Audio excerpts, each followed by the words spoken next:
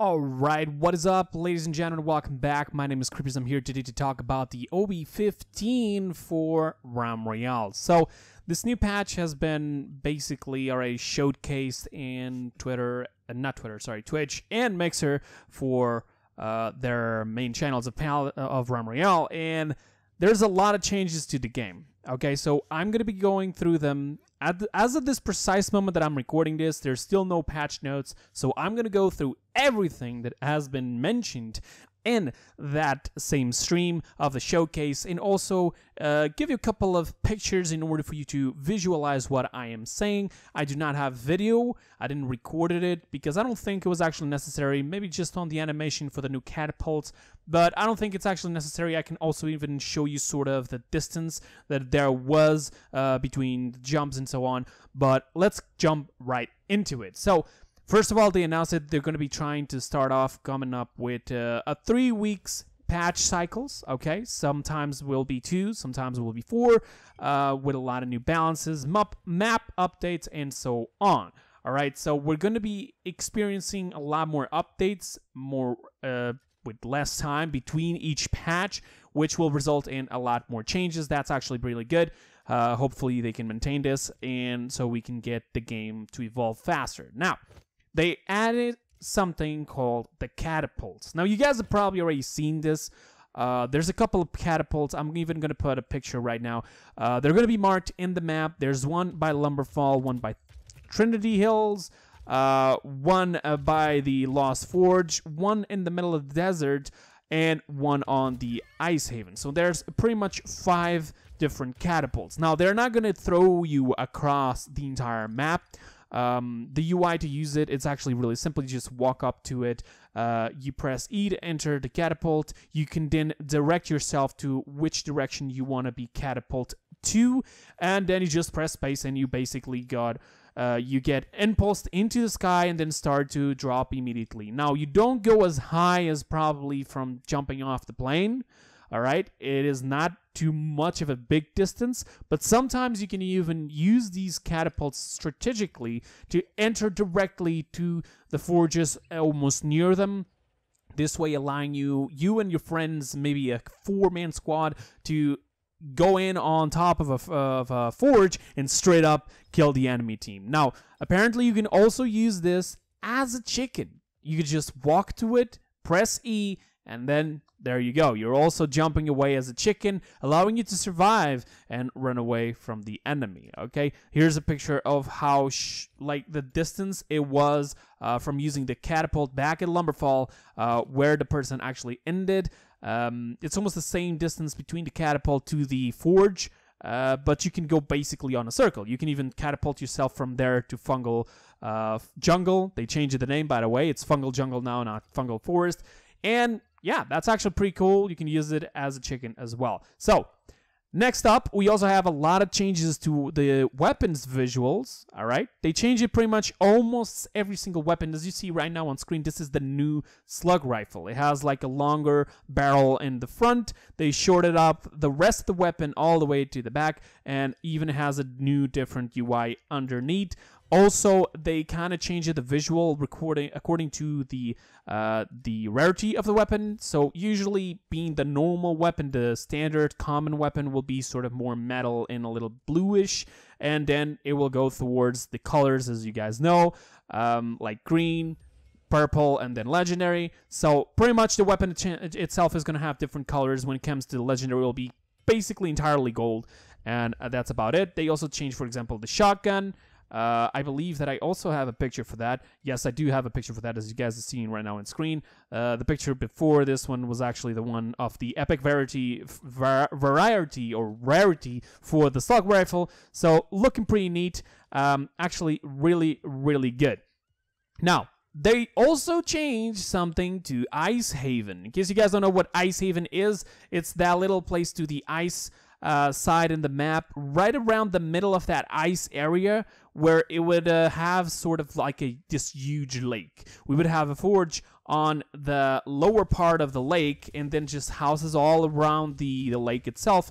On the middle of the map, there were pretty much like 1-2 chests but it was too much of an open area, right? So there was not really much of a reason to actually go there unless you actually wanted to be shot or die. So what they did is actually they placed it now, the forge, in the middle of Ice Haven with this huge castle, which also has like this pathway that goes towards the place of the old forge. So pretty much almost like a wall where you can walk on top. It's basically the entrance. And you can even use the catapult, as I mentioned before. There's a catapult right next to it to actually jump over it or onto it. Okay, I think that they may have to change the distances or the air control that we get through the catapults, because I believe you can go directly on top of the catapult. I think it has like sort of 2-3 storage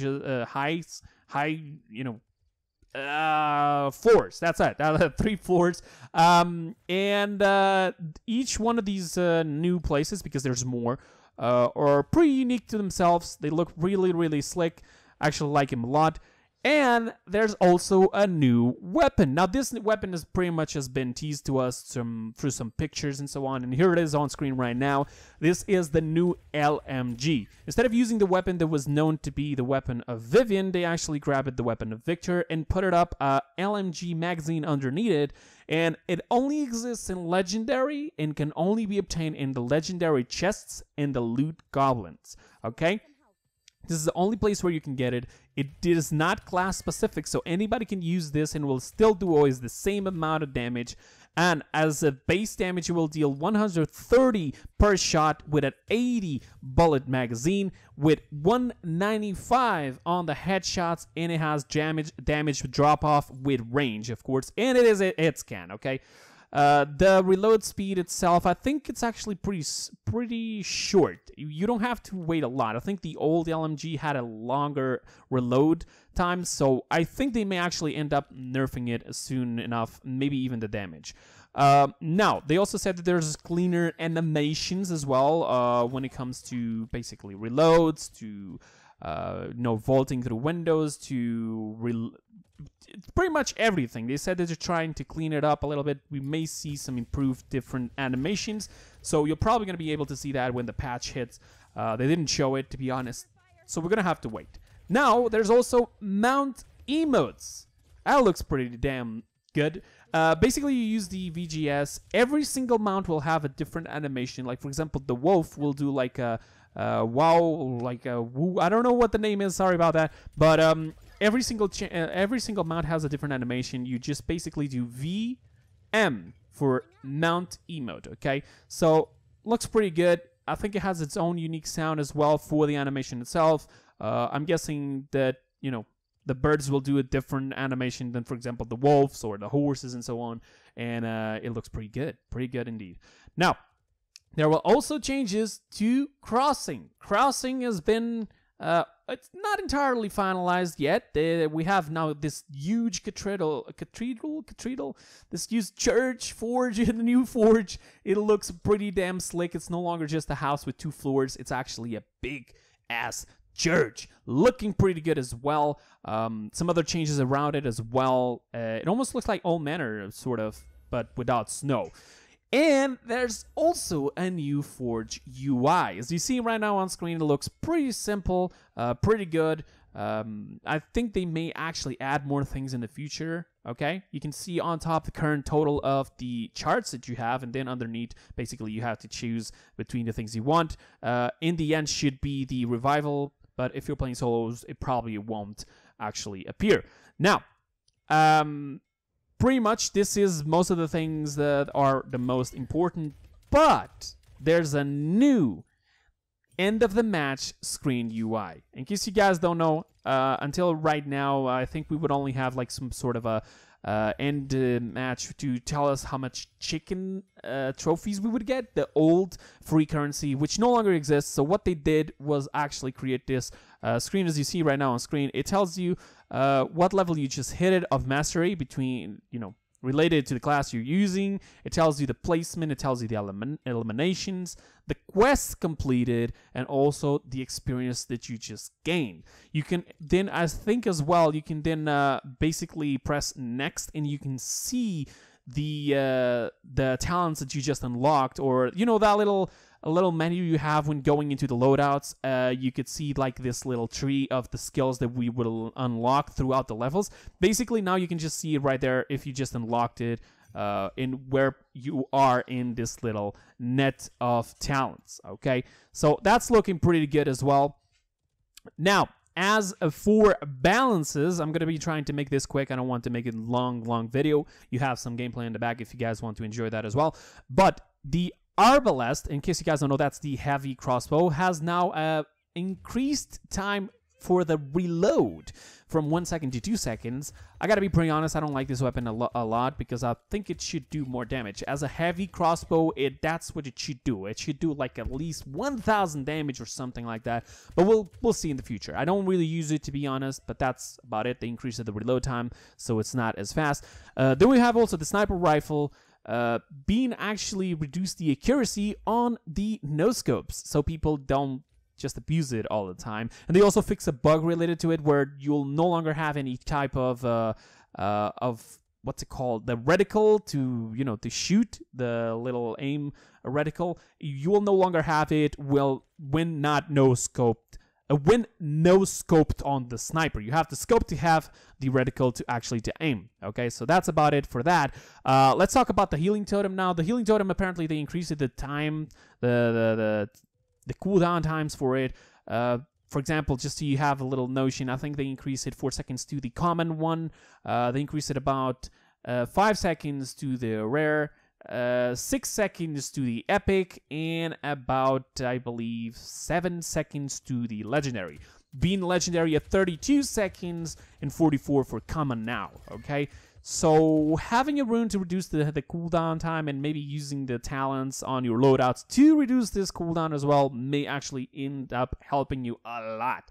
So be careful to be using the right things for that.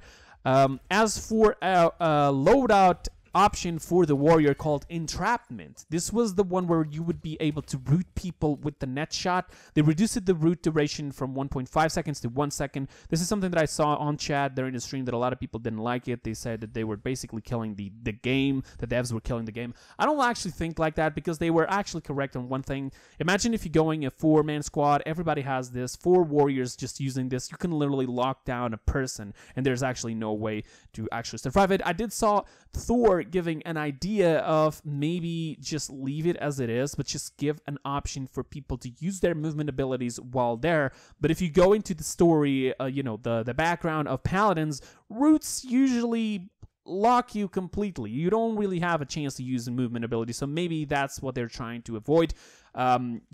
Creating roots, we're already creating like slowness with the net shot, then adding a root, but still giving it a chance for people to use the movement abilities. I think the root was there in the first place to actually lock that. But 1 second, I think it's still pretty good. Okay, so we're gonna have to wait to see that. Then for the hunter, there's also a loadout option called the Pincushion. Okay, so this one I believe is something related to the crossbow extra damage after a dodge roll. They reduced the damage amplification from 30% to 25%. That's as simple as it gets. It's just not as strong, okay? Now let's talk about the bug fixes. There's more. We're going to be able to see that on the patch notes, but for now, what they told us what they changed was things like, for example, they fixed the vaulting through some windows on the snow cemetery. They also fixed it, for example, the vaulting between those two houses. I think on the old manor, there's two houses like standing right, basically glued to themselves, and there's a connection between them inside of the houses themselves on the second floor where we could supposedly go through the window, but since there's two windows, they wouldn't allow you to actually vault through them. I think they actually fixed that, according to Jane Ash. You can no longer see enemy loot through walls. Okay, this is actually a big change as well. But before, what would you be able to do is, for example, if I would open a chest and you were standing outside of the house, you'd be able to see my name on the items that I just took out of the chest. And as such, you could know for sure that I would be inside of this house, especially because it has this little time where, the name will stay there. And if I can't destroy things because I have 200 shards, or I don't want to use those things that just came out of the chest, the name will still stay there for at least 5 seconds, and then people are going to be able to see it. But here's also a change which I kind of don't like it. Apparently they took away completely the lock time on the forged items for your enemies. So your enemies are going to be able to grab the things immediately or destroy them, but not your allies. Your allies are still going to be able to not grab or destroy the things that you just got from the forge. So at least that. We're going to have to be a little bit more careful. I mean, we have lower times on the forges, to be honest, so I think it's actually not that bad. We just have to be a little bit more careful. Now, loot goblins will no longer be invulnerable shortly after the spawns. I think you guys have already seen this, where immediately after they spawn, you have to wait a couple seconds to actually start shooting, because if you start shooting before, it will not do any damage whatsoever. And you guys know that the loot goblins are really fast. We have to do a lot of noise to kill them, so it pretty much put us in a bad spot. So now, being able to shoot straight away while he's still doing the animation and so on, just aim for that head, do as much damage as possible, get that extra damage on the start, and maybe take a few seconds off that chase of the goblin. Now, there's also some changes to the VGS keybinds, okay? They will no longer open the class menu on the Zeppelin, so you're going to be able to actually put some sprays on the ground and emote normally. In case you guys don't know how you could do this before, because it was, you know, showing off the class selection menu, what you would have to do is basically spam VE multiple times until the character would start to emote. And this is how people were actually emoting on the airplane. This is how I would do it, and many other people that I know. Now we're actually going to be able to emote or spray as much as we want without actually having to spam keys and trying to break our keyboards to actually do that. So that's about it. They also fixed an issue where the inventory could get stuck on screen on the Zeppelins. This would happen if you have the inventory up. The moment that we would just lose connection to the room of the Zeppelin and would actually start seeing the Zeppelin in the air, so we could jump into the map. Sometimes it would get everything blurry. That's the effect that we get when we open pretty much like the map. Like, for example, on this picture that I'm putting up on screen right now, you can see that everything around you around the map is blurry. This is what the effect would look like, okay? I had this bug before. I've seen some people with it as well, and it would pretty much force you to actually have to close the entire game, and you can't reconnect to the game. Hopefully, in the future, we're going to actually be able to see that happen. Like, if you crash, you can still be able to reconnect to the game, and maybe your friends then can actually revive you, okay?